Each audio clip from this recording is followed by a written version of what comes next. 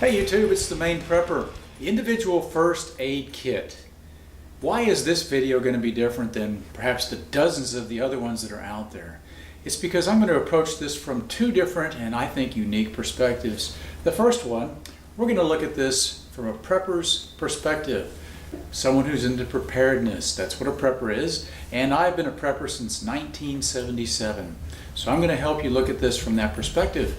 I'm also going to help us to look at this from the perspective of a soldier that's been in combat, somebody that's actually had to do first aid on other people. The first time I rendered first aid was when I was actually a Boy Scout when I was 12, and it was a very serious wound.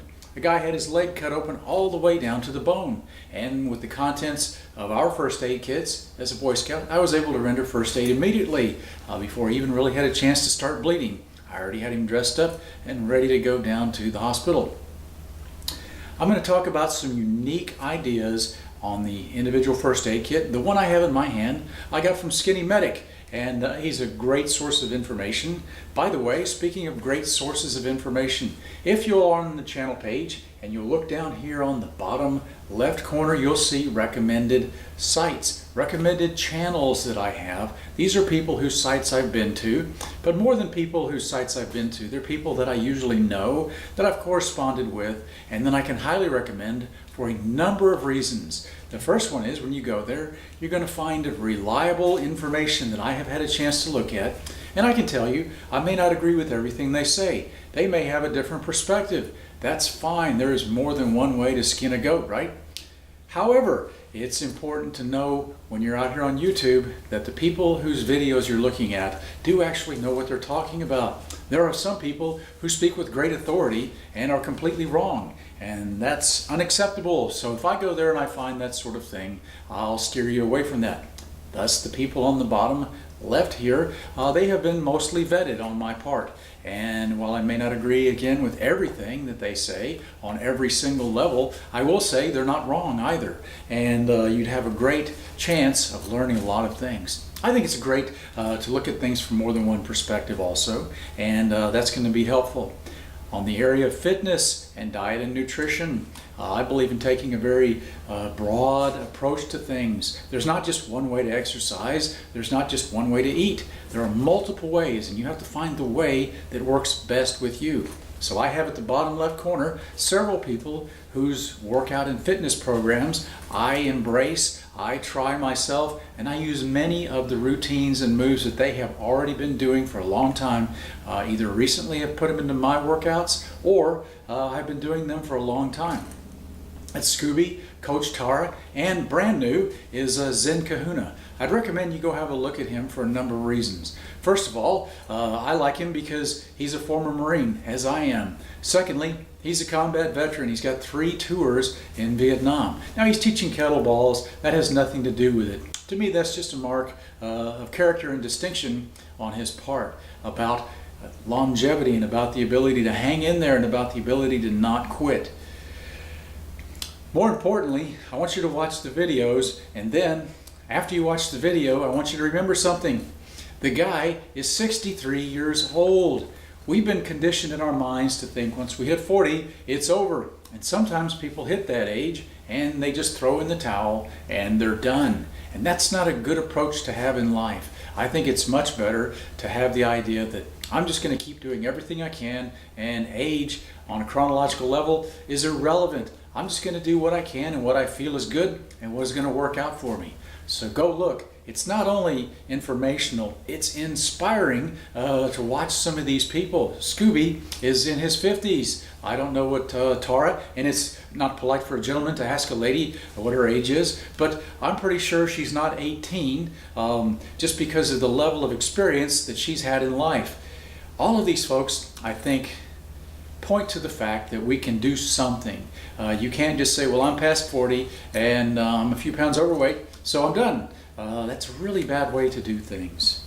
As preppers, we have to understand also that today we might be able to get away with a sedentary life, but if the lights go out, even if it's for a short period of time, such as in a hurricane, or it's a long one during an extended raw type situation, you're going to be doing a lot of physical activity, and it's going to be necessary that your body be tuned up, trained, and ready to give you the performance necessary to accomplish the tasks at hand.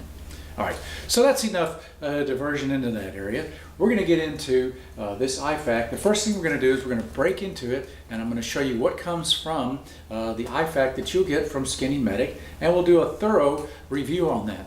Afterward, we're going to talk about the additions that I'm going to do to this bag. And the fact that I'm making additions is in no way saying that this is not adequate. Rather, what it is to give you some options to look at things. You have to understand with the IFAK, the individual first aid kit, as the military issues it, it's predominantly a trauma kit. That's for gunshots, explosions, shrapnel, and wounds.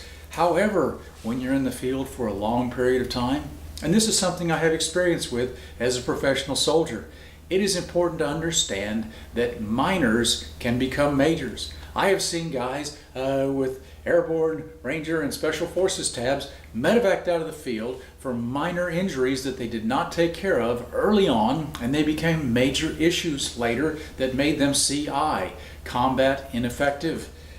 I've seen people that medevaced for toothaches that were so severe and pronounced the soldier was having headaches to the point they couldn't even concentrate. I have seen people medevac for a lot of different things, and these things could have been prevented with something as simple as a small first aid kit inserted to the inside of the trauma kit. And so these will be broken down into two components after I do the review. We're going to break this into two pieces, and it'll all be contained inside of one bag. One will be the actual trauma kit, and you will wear this, hopefully, on your gear on the same place. I wear mine right here on the right. Everybody in your team should have it in the same place, because if you get hurt, I'm not taking my things out and using them on you, because later if I get hurt, what's the chance that the other guy has a good trauma kit on him? Or, better yet, what's the chance he hasn't already used his stuff on someone else? It must be that your gear gets used on you.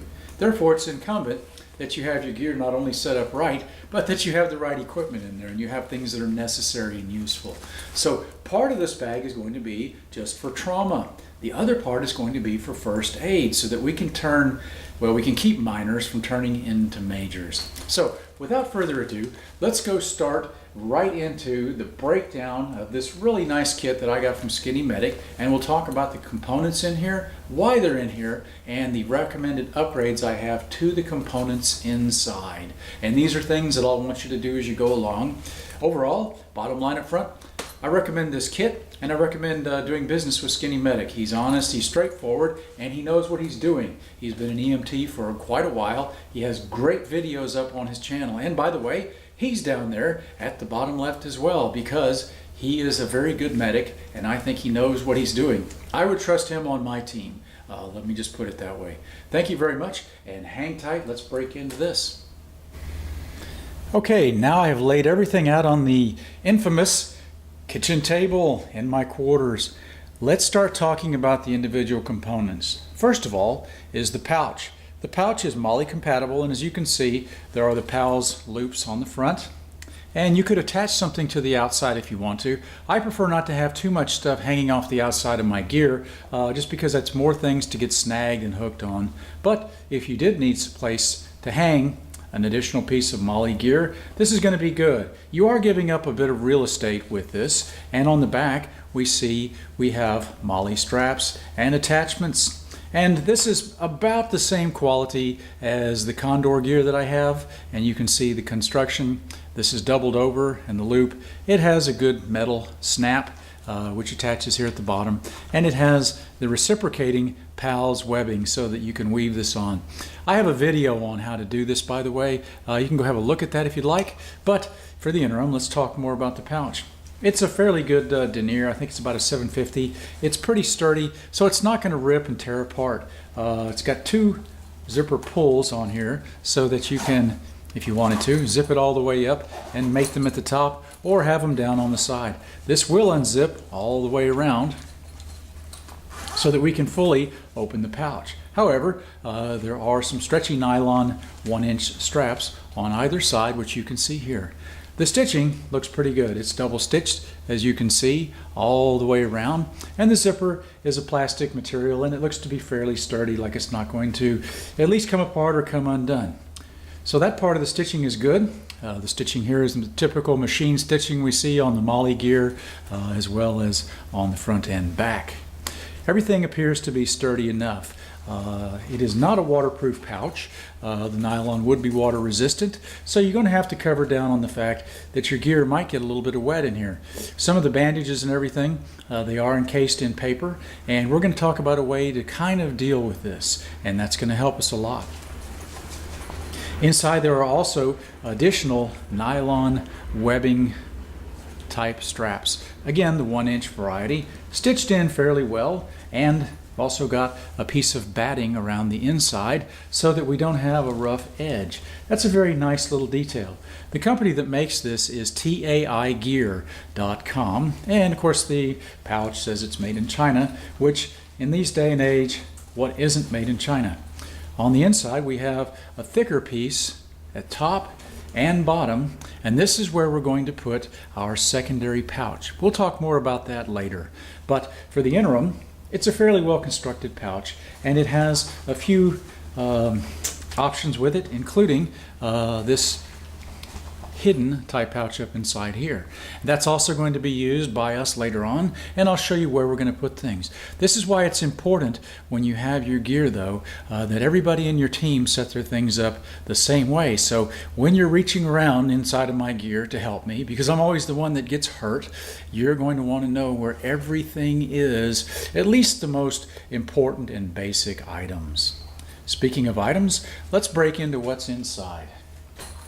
We'll start with these scissors.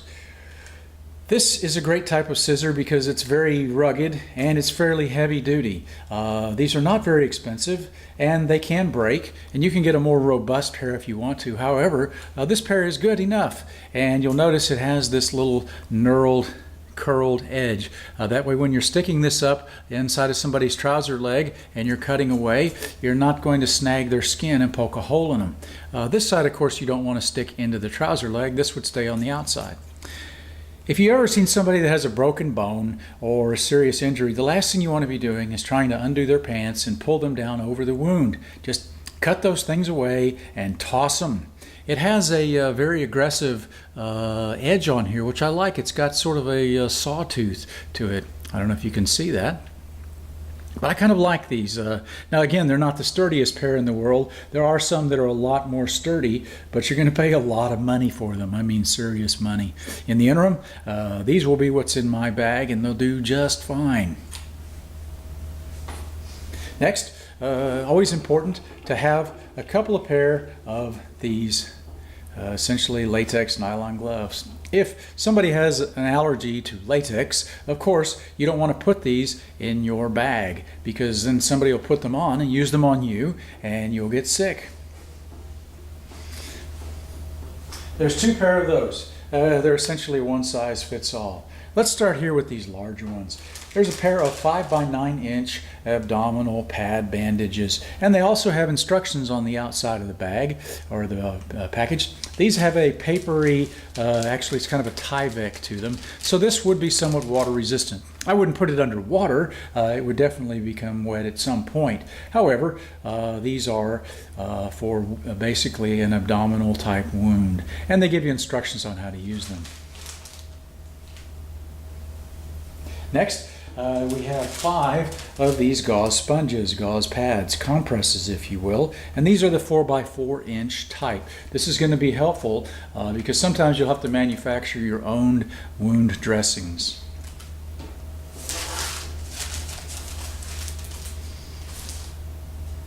Next, we have a pair of triangular bandages. These are 40 by 40 by 54 inch bandages, and these are very similar to, but they're a bit lighter than those of you in the Army will know the old drive-on rag, the triangular shaped bandage. This is good not only for making slings and things, but it's also for tourniquet material, and it's good for splint material, for tying a splint off. It's not designed to go against the wound, meaning it's not a sterile bandage. We'll talk about the application of sterile bandages in another video. In the interim though, just keep that in mind. These are just designed for tie-offs if nothing else. And there are 2 of them, and of course they come with safety pins. Safety pins can also be a useful field expedient method for closing up a wound. Not very comfortable, but useful.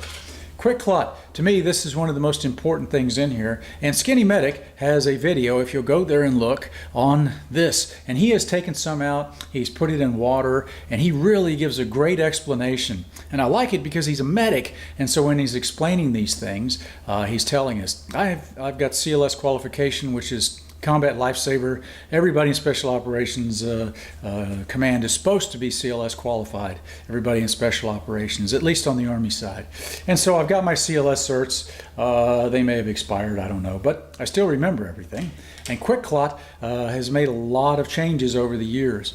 If you ever had any of the early stuff and you had to use some on your men, it burned their skin. It actually did second, third degree burns. It was nasty. Now they've toned it down a bit. It does have a shelf life on it, and there's a great video by Skinny Medic on this, so go have a look. Next, we have a couple of these stretch bandage rolls. This is 3 inch by 12 foot, and there are 2 of them. It's essentially like a gauze, except it's a bit thicker. He's actually gotten some really good stuff, by the way. He hasn't got the cheapy stuff that you'll find sometimes out on the internet. He's kind of looked at this carefully, and so the gear, in this case, is very good. Now this is interesting. This is not what you think it is. This is not, we were thinking of the smelling salts, right? This is actually it's a medicative swab. It's for sting and bite relief. There are a number of things that you can do for stings and bites. I was a beekeeper. I'm very familiar with bee stings and bites, and this is for bite relief. It's not going to stop the effects of, for instance, a brown recluse spider biting you. That's different. You're going to have to go down and see an actual doctor, and in a raw situation, you're probably not going to have the gear to fix this. But you have one of these in your kit, and you'll need to put it somewhere where it doesn't break because it's a crushable vial. This is a good tape. This is not the cheapy paper tape. This is a very thick weave type tape. I don't know if you can see through my thumb. Let me push this up here. But this has a good thick feel to it. Let me take and tear a piece so you can see what I'm talking about. All right, could you hear that? Let's do that again. Listen. All right, this is not the cheapy paper tapes. This is the good stuff. I like this. This is good tape because you're going to use this. A lot of the bandage material in here, you'll need to tape it down when you're done as well. There are a couple of Band-Aids in here as well, and that's always useful. This is where we get into the preventive type parts of the kit, and this is going to go into a separate pouch that's going to be inside. That way all of these little pieces don't get lost and mixed up when somebody's rifling through your gear trying to quickly get out some of the heavier duty equipment that we're going to add later on. So we got a couple of I guess kids Band-Aids, if you will, or just regular Band-Aids, the kind you use just for normal smaller cuts and scratches. These are butterfly bandages. These we'll talk about later, but they are used essentially for butterfly closures. These are designed if you have a very long slash or a cut that a Band-Aid's not going to cover, but you want to hold the 2 pieces of skin together. Now when you do that, you do have to make sure the skin is dry. They won't stick to blood.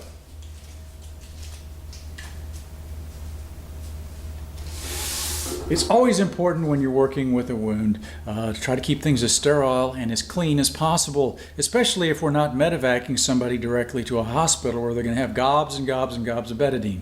When I cut these fingers off, they put me in the hospital and they soaked this hand for about 3 hours in a betadine solution. Which was kind of weird. No pain medicine either. None for me. Not that I didn't want any. They thought I was going into surgery. I had to wait 14 hours. The doc was a little busy. And that day that I went to the hospital, 3 other guys cut their fingers off too. What are the odds of that? All right, and along with that, you have triple antibiotic ointment. I am very big on this, and Skinny Medic's got a couple of points about antibiotics. These are people antibiotics. There's animal antibiotic out there. I recommend you don't use an animal antibiotic, but you know what? If somebody's going to die without an antibiotic and all you got is animal antibiotic, even though the quality control standards and measures for the production of animal antibiotics or veterinary are not as stringent as those for humans, if my choices were to die or to go ahead and take the animal antibiotic, for myself, I will take the animal antibiotic. But this is for people, and this is triple antibiotic ointment, and it's a 0.5 gram, 0.57 ounce, and it's a very, very diluted when you get these. It's not pure antibiotic you're squeezing on yourself. Aspirin, ibuprofen, Tylenol, and Difen. Okay, all of this together is going to go into our kit, but we are going to actually break this down into two components in the next video, and I'm going to show you how we're going to upgrade this, and we'll talk about each of the upgrade components. This is a good basic kit. It was $39.98. The shipping was 12 bucks. I'm hoping that he can maybe work on that just a little bit. I'm being very honest about myself on here. I don't pull any punches. That's the only thing about it that was a little bit difficult, was the price on the shipping and handling. 12 bucks was, I buy a lot of things by mail order, and I would recommend or encourage that perhaps we look for a better alternative, if at all possible. Not sure exactly how to affect that, but I do know from other merchants I get things with pretty good shipping. Otherwise, it's green, green, green. I like it. It's good to go. I bought it. I wouldn't have paid my own money and bought it if I didn't think it was a good deal. Oh, by the way, there is a grommet on the bottom, which is always necessary because you don't want water to just sit in there if it seeps through the side and not have a place to go. Same thing for dust. I think downrange, where it didn't rain at all for a year on me, I got more dust in my gear than anything else.